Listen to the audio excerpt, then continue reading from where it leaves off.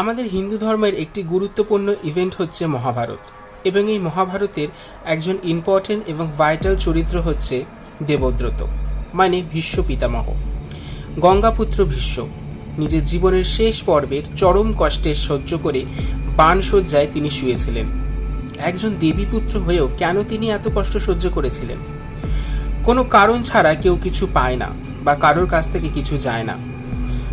ভীষ্ম নিজের গত বেশ কয়েকটি জন্মের মধ্যে একটি জন্মতে এক রাজ্যের রাজকুমার ছিলেন এবং স্বভাবে অনেক দাম্ভিক ও অহংকারী ছিলেন।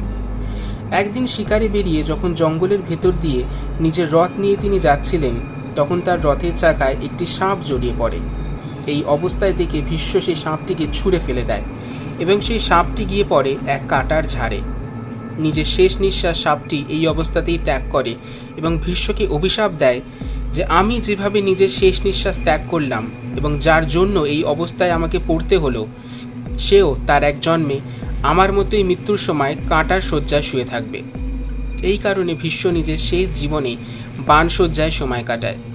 তাই বলা হয়, কোনো প্রাণীকেই তাচ্ছিল্য করতে নেই। আমাদের যেমন বেঁচে থাকার অধিকার আছে, অন্যান্য জীবজন্তুদেরও সেই একই পরিমাণে অধিকার আছে।